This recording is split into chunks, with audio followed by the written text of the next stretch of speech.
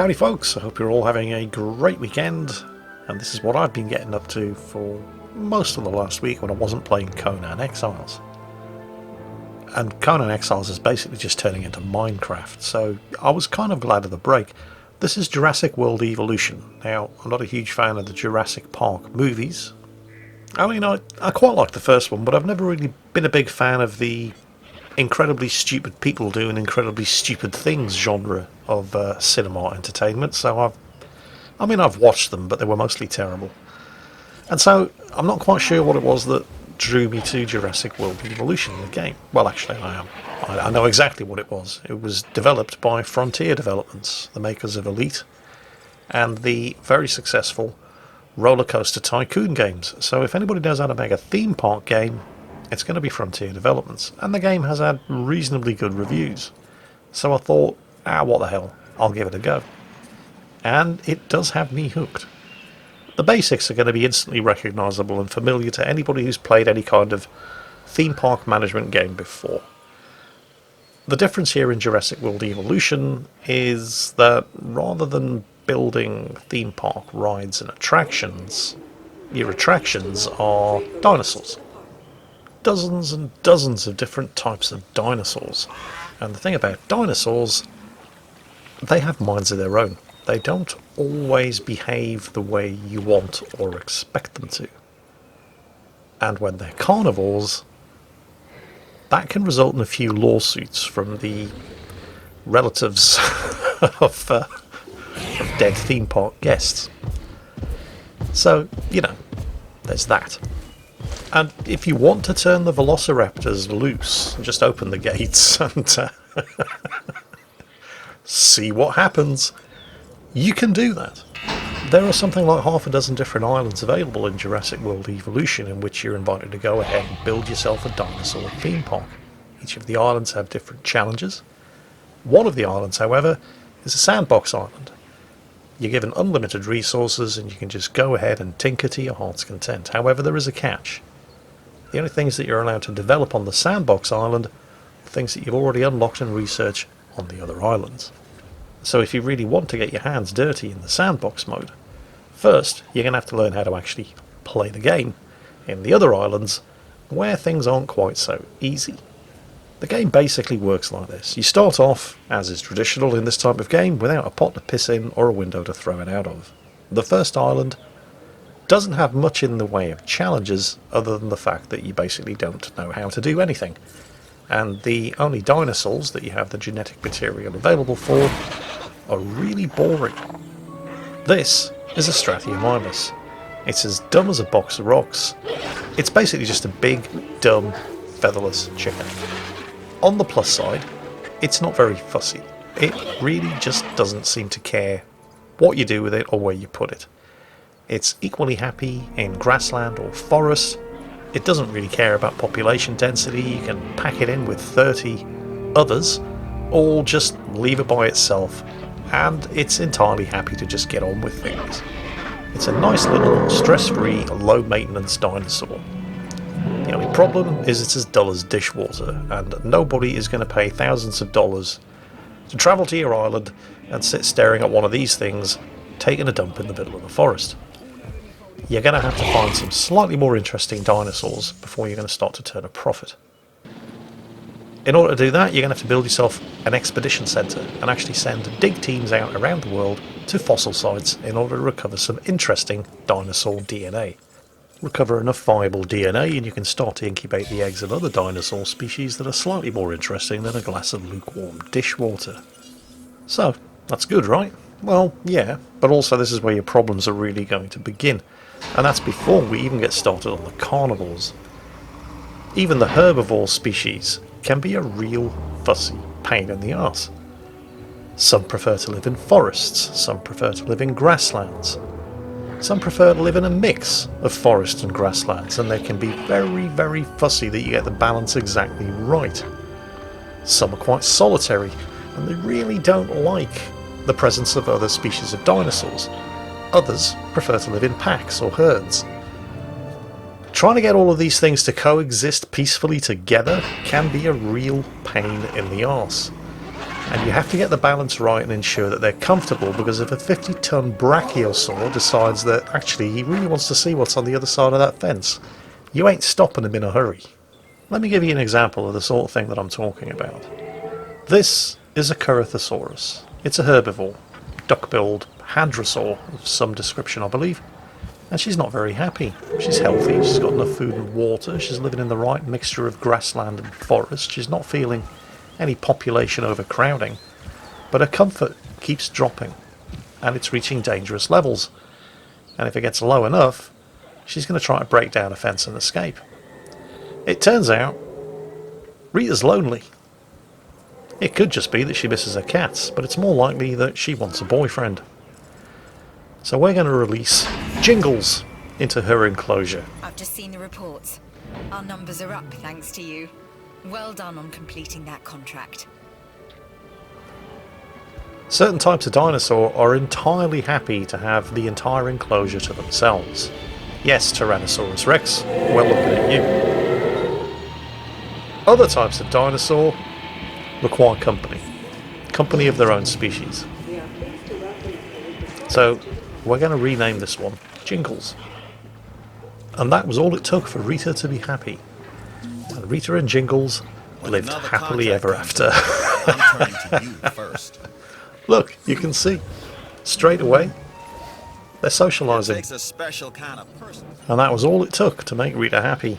And Jingles and Rita lived happily together forever after, or at least until Rita died of old age, and Jingles died soon afterwards, probably of a broken heart. Acknowledging asset collection request. No, really, that's in fact exactly what happened. In other news, there are 3 distinct corporate divisions vying for your attention within each of the theme parks: science, entertainment, and security. Raising your profile with each of the divisions unlocks various different missions for you to undertake, and you're probably going to want to do them because the rewards are very, very nice.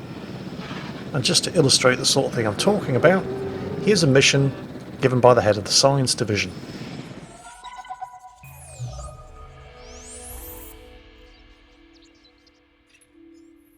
I have another opportunity. This one will be a challenge, as it involves a dinosaur in ill health. Dangerous sounding. No more dangerous, Dr. Malcolm, than our normal research here. Listen carefully, did I hear something? Oh yes, I think that was the sound of me arresting my case. So, sick animal incoming. I have to ensure it can access food and water. It's a Diplodocus. Luckily, I know what one of those is. So I'm going to need a tall herbivore feeding facility. Wouldn't want it dying on its first day here. And those things ain't cheap. $150,000 a pop. But the dinosaurs made it here safely. And now we have to identify exactly what it is that's wrong with it. Now that's going to happen more or less automatically. It's just a question of looking after this thing until we identify the disease. To cure this animal, we'll need to do research. Let's see if we can identify the extent of the problem and isolate it. My understanding is that we have a diseased animal in the park, and you and Dr. Dewar are trying to find a cure. I don't approve. Then, no one asked me. However, I just remind you to keep that dinosaur away from the rest of our animals, in case whatever it has is contagious.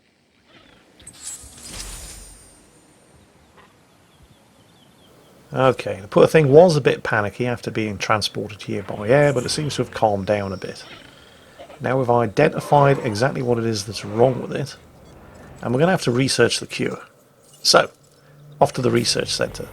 And obviously once we've researched the cure, we're actually going to have to administer it to the poor sick dinosaur. And you can do that in one of 2 ways. Either just hand the job off to one of your rangers, or if you're feeling slightly adventurous, you can do it yourself. Let's jump into the Ranger Jeep, take control of the vehicle. Get out of the way, Strathiomymus. Nobody likes you. Grab a hold of the dart gun and pump it full of the cure. Takes a couple of goes. And that will be the first stage of this particular mission complete.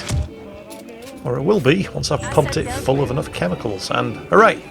There are no longer any diseased dinosaurs in the park. Hang on a minute, what's this? Sick Metriacanthosaurus arrival imminent. Nobody said there was going to be more. What the hell's a Metriacanthosaurus anyway? Oh well, how hard can it be? I mean, research the cure, take care of the animal, administer the cure. I've done it once, I can do it again. Just got to get ready for the delivery of the new dinosaur. Yeah, put it down here, this should be fine. Heading to collect the asset. Here it comes. What is a Metriacanthosaurus anyway? I've never heard of it. I hope it's not a carnivore. Oh shit, it's a carnivore. And I've just dropped it off in the herbivore pen. This is a job for the asset containment unit. Except I haven't actually built an asset containment unit yet. So, yeah, I should probably go and do that now. Mission objectives: ensure the dinosaur can access food and water. Well, judging by the number of dead dinosaur notifications popping up in the herbivore pen, I would argue that he definitely can access food, although the game doesn't seem to believe me. Several half-eaten herbivores later, I've managed to build the asset containment unit, and the asset containment teams are being sent in to tranquilise Steve the Metriacanthosaur. Oh god, he's killed another one. The efficiency of both your rangers and your asset containment teams depend on the number of upgrades that you've researched. Things like accuracy, reload speed, in case they miss with the first shot, or it takes more than one shot. Heading to pick up the asset. But we've put Steve down, Asset. and we're calling in the transport helos to move them into the carnivore pen, not the herbivore pen. There is just one slight problem, Delivery has been a sort of completed. problemette, if you will. The carnivore pen is occupied. Understood. It's occupied by Circon, the ceratosaur. Circon's had the carnivore pen to himself up until now. I wonder how he feels about visitors. Circon, you've got a house guest. Circon. Oh, this does not look good. Circon's going after him like he was an IS-7 driver with a 400 WN8 rating. I think we're going to have to call in the asset containment teams again and trank the shit out of Circon. Who'd have guessed it? Circumflexes doesn't like anybody else playing with his train set. Come on, where's that chopper? Here it comes. First shot is guaranteed to miss. Yep, missed by a country mile, went straight into the water. Looks like he's reloaded. Looks like the second shot missed as well. Oh, Steve's almost done. Come on. Circon, time to go sleepies. Third shot, yes. Shit, that was close. Right. Mission complete.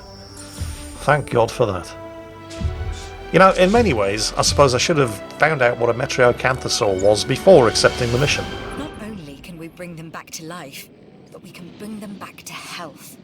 I have the latest lab results. The dinosaurs are cured. Disease-free.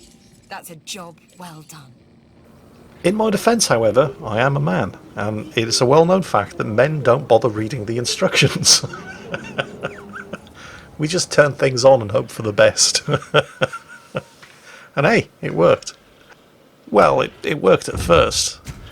I even went to the trouble of building a second enclosure for Steve to keep him away from Circon, but Steve wasn't happy with it. It wasn't big enough, so he went straight for the fence, tore it down, jumped into Circon's enclosure, and tried to start round 2. I mean, apparently, Circon said something along the lines of uninstall noob, go play Tetris, and that really pissed Steve off. Steve is going to need to be careful because Circon doesn't take shit from anybody. I better get Steve tranked and back into his pen before Circon one-shots him. And naturally the first dart misses, as does the second one. And then Steve gets a sneaky shot in with some premium ammo. The third shot misses, and the fourth dart finally smacks him in the ass. And Steve goes AFK in the middle of the match. carnivores. They're more trouble than they're worth. By the time I'd actually arranged decent living quarters for Steve, it was too late. He was so pissed off. It wasn't good enough. And so we started trying to bust the fence down again. I'm going to have to call in the containment units. You can take direct control of the containment chopper, by the way, in exactly the same way as you can drive the Ranger Jeep around. So we've called in the Rangers to fix the fence, and I'm going to jump into the chopper and go and zap Steve with the tranquilizer gun. Hopefully, before he's eaten too many of the guests. Again, this is something that you don't have to do directly. You can just issue an order to the containment chopper and it will take care of it itself. But if you want to, you can do it the old-fashioned way. There go the Rangers. All Dukes of Hazzard in the Jeep. Fixing the gap in the fence. Steve's been hit. And he's about to go to Sleepyland. Hopefully, after only eating 2 of the guests. Yeah, it could have been worse.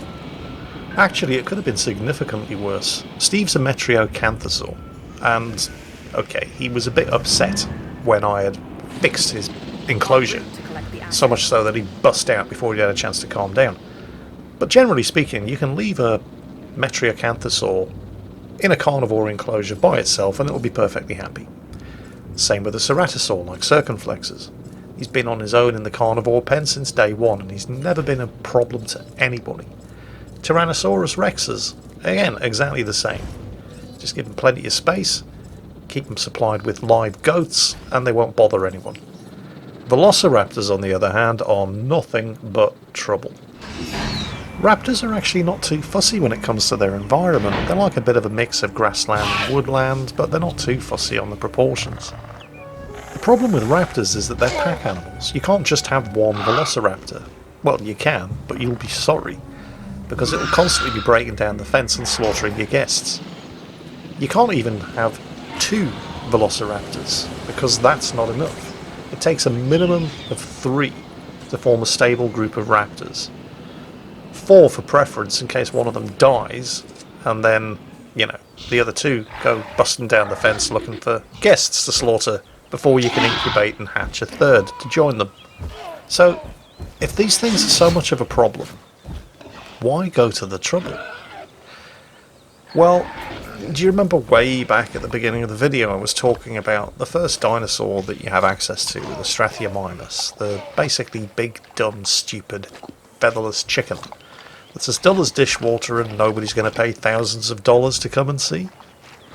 Yeah, that's at one end of the spectrum, and Billy the Velociraptor here is at the other. Guests come flocking in the thousands to see these things. So if you can get the balance right and provide a stable environment for them to live in, where they're not going to try to bust the fence down and go chewing the faces off your guests every chance they get. Oh, Billy. Seriously, he's at it again. They are worth it. Only just. How many guests has he killed this time? Well, there's one. You see, the problem here is I have another Velociraptor. And if I can't... You see, this right here is the problem with raptors. If you get a fence breach when you've got a Ceratosaur or a Tyrannosaur in the carnivore enclosure, okay, it's pretty bad. You're probably going to kill somebody. But it's just one Ceratosaur, or Metriocanthosaurus, or Tyrannosaur. Your asset containment unit can handle that kind of containment breach before it gets too violent and bloody. But if you've got a stable pack of Velociraptors, we're talking 3, probably 4 of them, and a storm hits, and you get a fence breach, or the power goes down and one of the gates opens, you've got a pack of carnivores running around amongst your guests. And the asset containment unit can only tranquilise them one at a time.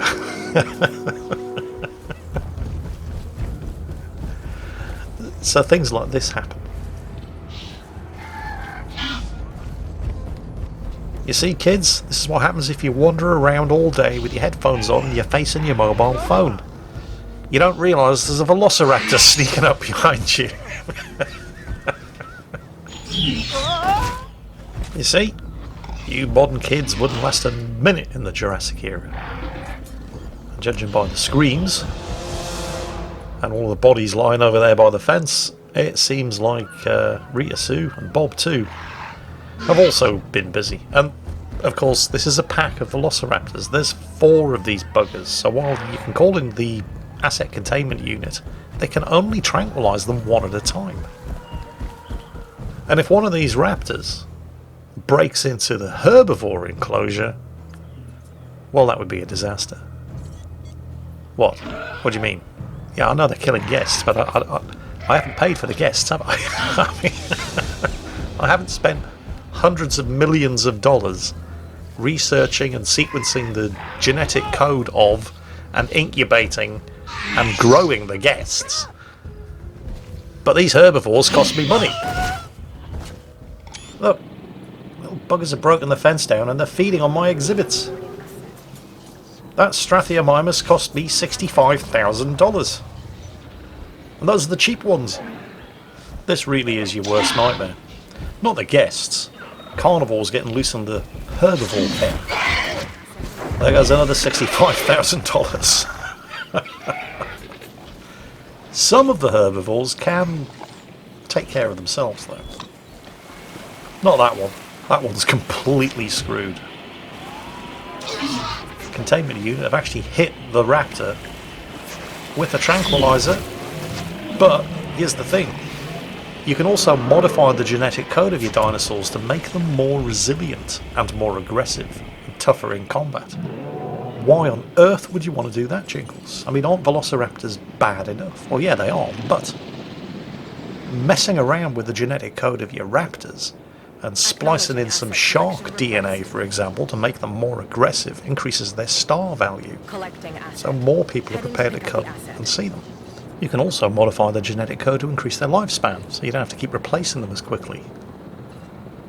Admittedly, it's a bit of give and take, because if you've got hyper-aggressive and resilient velociraptors, you tend to have to replace your herbivores and your guests rather more often than you'd like, but, you know, you win some, you lose some. Not all of your exhibits are complete pushovers like the Strathiomymus, of course. This ankylosaur is obviously from Texas. In fact, he's proving far too much like hard work for Bob the Velociraptor here, so he's going after something a little easier. Anyway, that is Jurassic World Evolution. I figured I'd finish off today's video by showing you the main event, because everybody wants to see the Tyrannosaurus Rex, and there he is. Ladies and gentlemen, boys and girls, meet Terry. He's a big bugger. Do you remember Circon earlier, the Ceratosaur? He was fairly big. I've released this T-Rex into the same pen as a pair of Ceratosaurs, just so you can get some perspective. Yeah, there he is. Yeah, you're not so big now, are you, sunshine? You can, by the way, these are all pure strain dinosaurs. I've tinkered around with the genetic code a little, just to increase their resilience and their toughness and their lifespan and so on and so on. I haven't actually gotten to the stage in the game yet where I can do it, but at some point you're going to be able to unlock hybrid dinosaurs. I guess it's true that Dinosaurs like the Indominus Rex from Jurassic World. Hybrid dinosaur monsters that make even the Tyrannosaurus Rex look like a little skirt-wearing girly man. My apologies, by the way, to any skirt-wearing girly man. No offence intended. But I've still got all of that to look forward to. And I am looking forward to it because I've been having a lot of fun playing this game. This is the game that's been keeping me up until 2, 3, sometimes even 5 o'clock in the morning.